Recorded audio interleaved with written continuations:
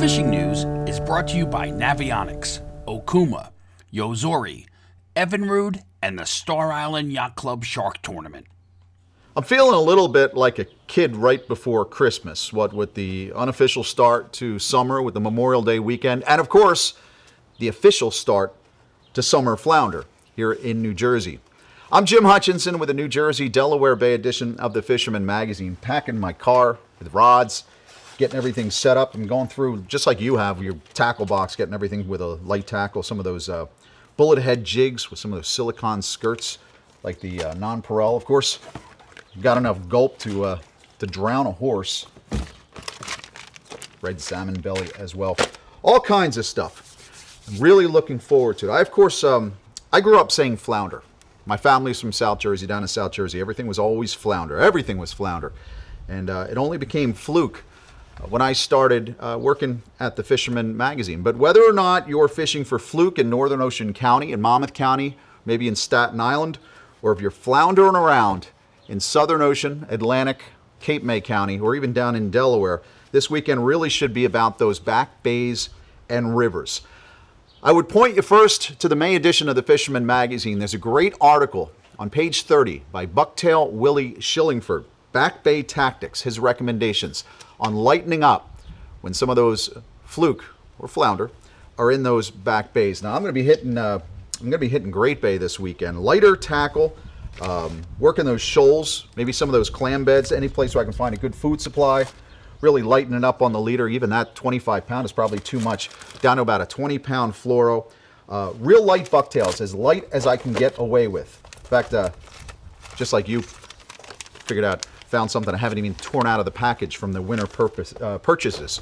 So lighten up. Maybe go with a little bit of, one of the things I like to do is I'll soak some squid in finesse and cheddar oil. Might put that on the bottom bucktail and a trailer up top with the famous chartreuse gulp. Everybody's got a different color or favorite. Of course, you can't beat the minnows, minis, or killies, if you will. But again, early season I find is best on those rivers and those back bays along the flats. I wish you luck. Of course, the very first tournament of the New Jersey fluke season goes on this weekend. That's at Grassy Sound Marina in North Wildwood. The folks there at Grassy Sound are giving away some gift certificates for free gas. So you might want to check in there on the opening day weekend flounder tournament at Grassy Sound. Absecon Bay Sportsman, too.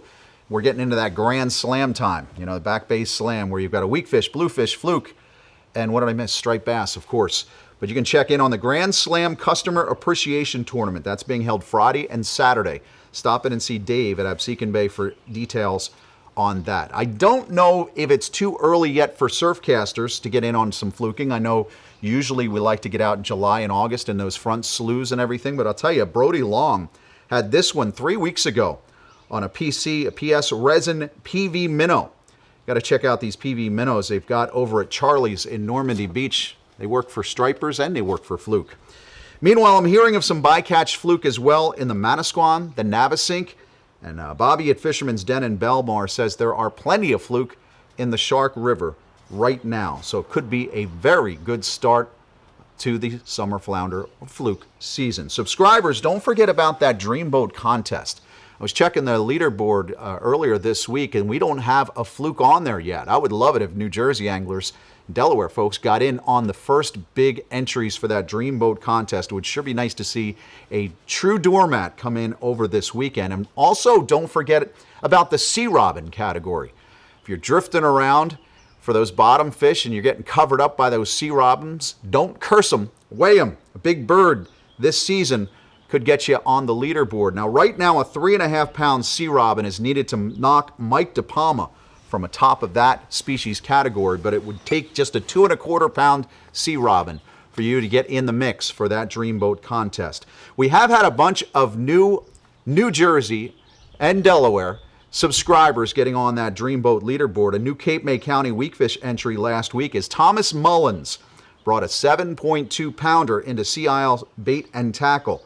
In fact, going back to that gulp, you might want to root around that bucket for a pink shine someplace. Pink shine swimming mullet, put that one on top. Little combo opportunity with fluke and weakfish. We had another big bluefish entry too. It came in for Brigantine's Christopher Chulo. had a 16.19 pounder at Riptide Bait and Tackle. We've got those big blues on the prowl throughout the area. Doing the reports this week, they're all throughout Barnegat Bay.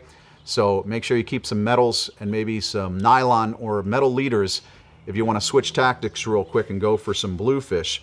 We also have a Delawarean on the Dreamboat leaderboard this week. Tog Sharpie Dennis Muhlenforth got in just under the wire before that blackfish season closed as well in Delaware, but he got a monster, a 19.13 pound behemoth blackfish. Like I said, that is definitely a monster. Speaking of monsters, we've got the Black Drum Battle going on. Fisherman Magazine contest. You have to register first before you weigh in any fish. If you're not currently subscribing to the print edition, you got to go over to Black Drum Battle and sign up first. You can't just bring in your fish after you've already caught it and you didn't register. Go register first, then go catch it and bring it in to one of our participating weigh stations. We did get our first official entry just the other day. Fisherman subscriber Tom Klein checked in a 49-pounder at Hands 2 Bait and Tackle in Cape May. Is it beatable? We'll see. Depends on you. Sign up, blackdrumbattle.com. If you're a subscriber, don't forget, bring that black drum in for a weigh-in at one of those participating shops and get that information over to us. 50-pound stripers along the Jersey coast and bluefin action is heating up offshore as well this holiday weekend. But let's check with George, the Pocono Outdoors Guy, first to see what he has in store. Well, hey, thanks, Jim. You know, the view from the lake right now is quiet, peaceful, even serene. But tomorrow, that will all change. Thousands of weekenders, tourists, jet skiers, boaters of all skill levels will be descending upon our fishing grounds. But we've been through this, guys. We can get through it. We get out early before sunrise, get back in probably around noon, fire up that grill, get a beverage of your choice, and enjoy some holiday ourselves with friends and family. But if you do get out, got some good advice from local angler Eric Gutstahl.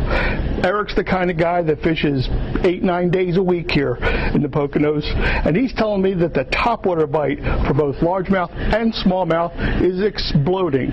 So you guys got to get those surface baits, sharpen those hooks, get out, but most of all, go enjoy the holiday weekend, and remember a vet who has lost their life in support of our country.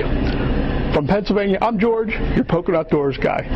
Keep an eye on that NOAA offshore forecast this week. We do have reports of mahi, makos, and of course those bluefin, like this 425-pounder for Sean Carton and crew. That was weighed in at Hoffman's Marina in Brielle over the weekend. But I did check with NOAA, the offshore forecast midweek from the Hudson to Baltimore, 3 to 5s and even 4 to 8s at any point during this holiday weekend. So definitely keep an eye on that to see if you want to give that a shot. Nearer shore, that bunker busting bass run is set to explode. I'm sure of it. It's got to happen at some time soon. The top waters, the live lining. Of course, right now, Mojo's down deep, and the magic of the Maja spoon has been getting it done. Captain Jim Frieda had this monster on a Maja number 4 in white. If you're taking those spoons out there, make sure you have the Maja number 4 greens as well. Quite a few folks have joined the 50-pound club this season already using those Maja spoons, and I do expect we're going to get a few more weigh-ins in the next couple of weeks as we get more of those spawned out fish coming up from the Delaware and the Chesapeake stock. I imagine the trollers will be getting it done as well this weekend, going back and forth inside the lines. Saturday, you've got the LBI Cup out of the Beach Haven Marlin and Tuna Club. You can get details at lbicup.com.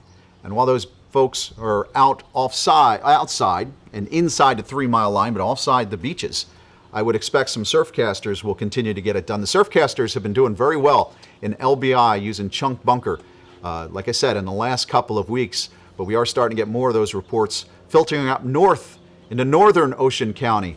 So hopefully along your stretch, maybe Island Beach, Seaside Park, Point Pleasant, Manasquan, we are starting to get more of that action moving up along the coast. And of course, keep those pencils and poppers and that heavier leader, all your plug bag stuff, put that off to the side, have that ready to go. Again, I think that could happen at any time.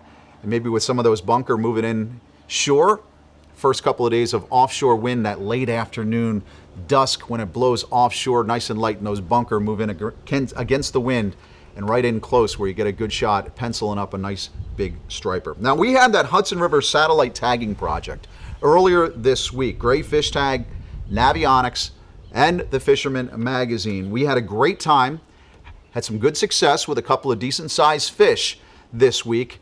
We're going to be hopeful that in the next 6 months, those tags will record all the data that we're hoping to get, and that 6 months from now, we will get it back. Next week, the June edition goes to print. I'll be writing up an article about that tagging trip, find out more.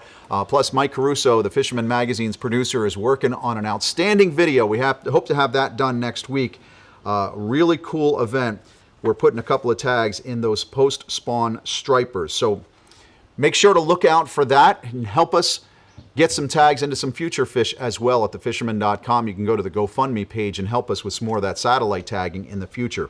Whether you're striped bassin' or sea bassin', fluking or floundering, trolling lakers or bluefin, make sure you take a moment this weekend to remember what the holiday is all about. God bless those who served, especially those who gave the ultimate sacrifice. Thank you. God bless. Be safe this weekend, and we will see you again next week, right here at thefisherman.com. Win the incredible Steigercraft Evinrude Lowrance Grand Prize Boat Package and more in the Fisherman's 2019 Dreamboat Fishing Challenge. Get the details now at thefisherman.com.